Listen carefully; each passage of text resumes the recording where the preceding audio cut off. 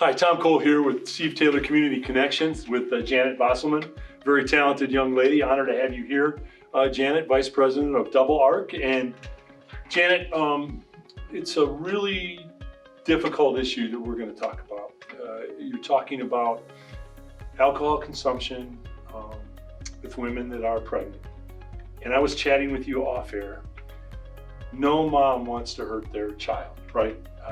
That's pretty much a given. But what takes a woman from that pregnancy to, I'm going to use alcohol, which in today's mindset, they know, the information is there now that it was going to hurt the baby. How does this occur? What's going on? What creates that situation that you deal with? Well, there's so many things. One thing is that women really don't know that they're pregnant for maybe 6 to 8 weeks. So Okay. If they continue their typical pattern of drinking, they may be unaware. So it's not as if they are intentionally trying to harm a fetus. They may not know they're pregnant. However, we really encourage people, if they're thinking of getting pregnant or think they might be pregnant, certainly to stop drinking. Stop all at that consumption point. Right. at that point, right? Because what happens is that the alcohol that the mother is drinking goes through the placenta rather directly to the brain of the fetus, the developing brain of the fetus. And we know through 9 months that organs and brain function and all the life systems in utero are forming. And what happens with these kids whose mothers have been drinking during pregnancy, now not all mothers, Right. there's no real ability for us to determine Sure. who will, who won't. And that's why we always ask mothers, just don't drink for 9 months. Yes. Because why take the risk? Because we work for 28 years now, we have worked with children who have basically cognitive brain damage of various sorts, behavioral issues, learning issues, cognitive issues that didn't need to be a problem for that child, but for the fact that they were prenatally exposed to alcohol. And Janet, I'm telling you this, you know better than anybody in the room. We've come a long way. If you watch old TV shows from the 50s and 60s, you know where I'm going with this. You'll see pregnant ladies smoking and having a drink, and it was considered, no harm, no foul. When did the documentation and the information really get to the general public? Because people know today, they might not know they're pregnant, but they know today if they are pregnant, they shouldn't be doing that. Well, some people still don't know. Okay. We've been trying to educate the... Does that shock you? That would be shocking to me, that even today's world, 2020, that somebody wouldn't know that I can't drink and smoke because I'm obviously pregnant. I hate to say, but there is conflicting information out there, and some of it is in the medical community. Okay. And some of it is just being unaware. But yes, the Surgeon General back 20, 30 years ago is the one that first identified, and in some bars in the country, there's a big sign that says, if you are pregnant, please do not drink. It's And it should be, we will not serve you, by the way. That's what it should be. Yeah. And so it is a problem, but we still try to encourage every woman to just be aware. We still are having probably 10-20% of women who binge drink even during pregnancy. Gosh. So what the statistics are now, that 1 in 9 school children could have a fetal alcohol spectrum 1 disorder. in 9? 1 in 9 school children. And they mostly go undiagnosed. Now, Double Arc has a full diagnostic team. We have a developmental pediatrician, a neuropsychologist, speech therapist, occupational therapist, plus our own Double Arc specialists, who all come together and give assessments of a child anywhere from 5 to 17 years old to really understand what the specific strengths and weaknesses are of that child who's been prenatally exposed. And these would be children that parents or teachers are noticing that there's just something a little different about them. Many of them, their maturity is about half of what their chronological age is. And so their ability to function well in life is very, very difficult for them. Janet, it's really an honor to have you here. I think you're a young lady that's making a difference in our community every day. Keep saying young a few Yeah, times. no, you are. You're sitting next to an old man here. Yeah, You're right, very right. young. So I think John Kennedy once said that everybody can make a difference and everyone should try. And you are a perfect example of that. You're making a difference every day. And we're not going to let you out easy in this interview process. All right. So we've had our little go round and you whipped me in the interview. And now you're going to have Super Terry Crosby. And after that, the incredible Steve Taylor. It's been an honor to chat with you. Thank you so much, Tom. Thanks, Janet. Hi, this is Terry Crosby on the Steve Taylor Community Connection Program. Janet Bosserman, how are you doing today? And welcome to the Taylor family, Automotive. Thank you. I'm doing well. Okay, good. It's such a pleasure to have you here. I have a couple specific questions I'd like to ask you.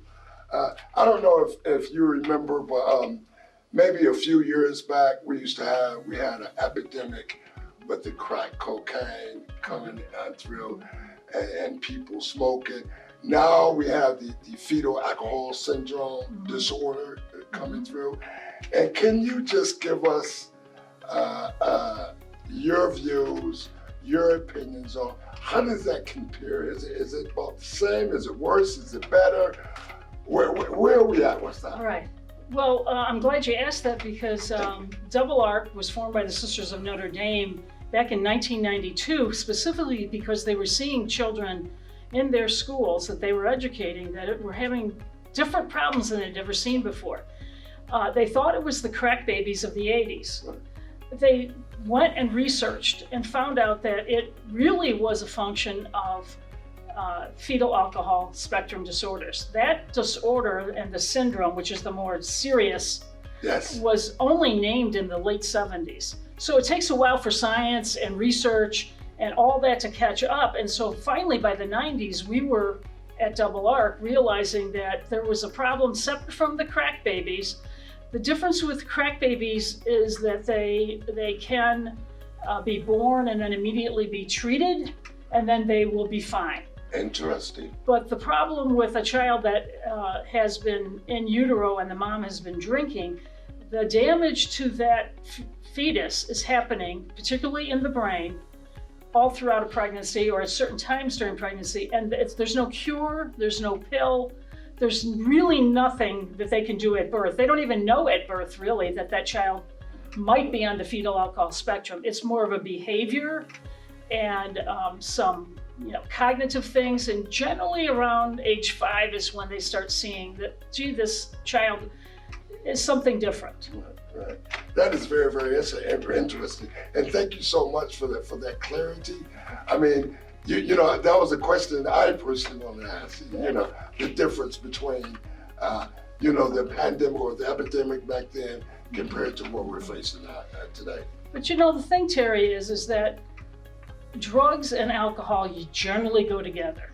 So when mom is using any it's a toxin. It doesn't matter whether it's alcohol. Like some people will say, oh, I'll just have a beer, or I'll just have a glass of wine, or I'll use other narcotics or something, whatever I can get.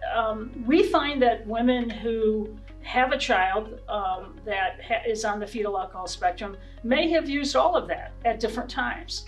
So it's hard to pinpoint exactly what was the problem, but it's all toxic to a very small little developing baby. But alcohol particularly goes through the placenta. So what mom is drinking, the baby is getting, but that's just toxic to a baby. That is so very, very interesting. And I'm sure for our audience that would be, educational thing that you've taught both of us here. The other thing I wanted to kind of touch base on was, I'm very, very interested in, our perception, our perspective in regards to education in our urban communities. And we tend to think a lot of times that some of our students struggle because of the fetal alcohol syndrome disorder or being named or being named as a crack baby or whatever. But is that necessarily true? Is it just mainly, in your opinion, is it just mainly the urban communities and the education system that suffers, or is that just an entire myth altogether? Well, research has shown that the woman most likely to be using alcohol during pregnancy is probably college educated and a suburban woman, probably working a stressful job or whatever, and has gotten used to alcohol being either a crutch or just regular part of her daily or weekly habit. So yes, it is a myth that the babies or the young children that we're seeing that have fetal alcohol spectrum disorders are primarily in the urban community. Okay. Now, Double Arc works mostly, interestingly enough, with adoptive or foster parents that are going through the Lucas County Child Services Department or whatever, and lovely people want to adopt a child through that system. And so we're really not usually dealing with the actual biological mom. Right. We have some of those that come forward, and it's really always a very sad meeting when we do meet with those, because they were really unaware that it was perhaps their drinking that caused it. But most of the moms and dads that we work with are adoptive parents just trying to do the best for their child. But it's every neighborhood, every zip code. It's not about color of skin, it's about did or community or zip code. It's did a mother in utero, when she had a child in utero, drink.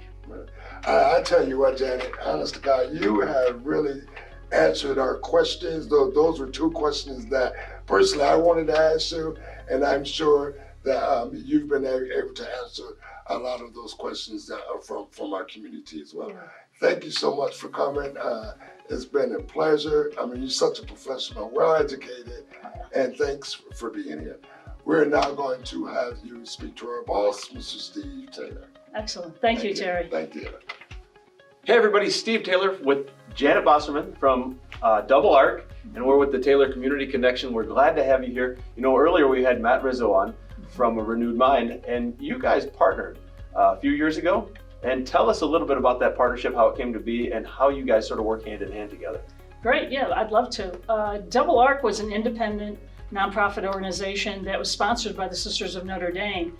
And about 2-3 years ago, we really started looking for a partner because we knew that we needed someone that could provide more services in the counseling arena. And when we found A Renewed Mind, we realized that they understood the alcohol and opiate abuse and people who use and recovery for that segment of population. A high percentage of children on the fetal alcohol spectrum also have mental health issues. Okay. So there's co-occurring disorders. So about 2 years ago, we merged with A Renewed Mind, and we became officially the Double Arc Center for FASD at A Renewed Mind. And we're really happy to be there. That's great. Quite a long name, but we know you as Double Arc, right? That's correct. That's right. That's the good one. You guys do so much great work in our community, and I've, like I said earlier with Matt, I've had the privilege to attend a few of the breakfasts over the last few years and hear firsthand some of the stories from not only the women that were affected, but even some of the children that you've helped. Tell a little bit about what you're doing in the community, maybe just for folks that don't know 100% what all you do. And then also, if there's anyone out there that's looking for help, how do they reach out and how do they connect with you? Correct. Yeah, great question. Well, we do a number of things in education, advocacy, and then also diagnosis. So when a parent starts wondering if their child is having some problems that generally go undiagnosed, they may have ADHD, that's often a co-occurring disorder, and they'll go to doctor after doctor, and they still sort of think there's something else that's going on with this child because no one's really able to answer the question. They might think about, did the mother drink during pregnancy? And if so, they can come to Double Arc. We give them a screening that is highly accurate for us to be able to say, yeah, we think he could likely be on the fetal alcohol spectrum, but what we would want to do, or she, is to take to the next step, which is we offer a full diagnostic assessment. And this includes MDs, PhDs, speech therapists, occupational therapists. So we really understand both the deficits and the strengths that child has cognitively, physically, behaviorally, learning-wise. And so we have been doing that for over 20 years. We also then offer a free parent support group. twice a month. Now it's virtual. And we also have a wonderful series of 16 on-demand videos that we have done with our experts in the field. Sister Suzette Fisher was a co-founder of Double Arc, and she continues as our program director and has been with Double Arc all 28 years. And she gives 20-minute videos that are extremely helpful to parents. They can download it on our website, doublearc.org. That's spelled ARC, not like Noah's Ark. It's doublearc.org.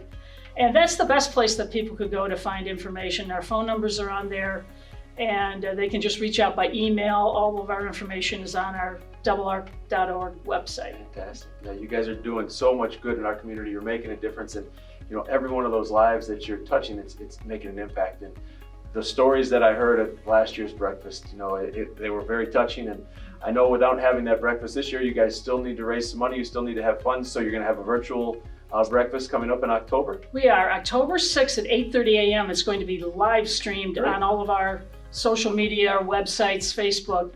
And then they can actually text to donate. Oh, wow. There's a special number, renewed to 71777 or ARM to 41444. They can also be able to go on their mobile phone and be able to push a button, say how much they would like to give from $1 on up. We're not asking for large sums of money. We're just asking for whatever anybody can do. It all adds up to us. It can go to a renewed mind, or it can be for mental health and addiction recovery, or it could go to the Double Arc side of the house for fetal alcohol spectrum disorders. So our website always has the online option as well to give. Okay. So there's a number of ways. And then if people can't attend in their jammies with their cup of coffee at home or from their office at 8:30 on October 6th, the live stream event will be up for a week or so that they could get. Great. And I might say that Tom Cole is playing a very important part this year for us, and we're very thankful for that. He's going to be doing the narration for our video. That's great. And he may be doing some live portions as well. Awesome.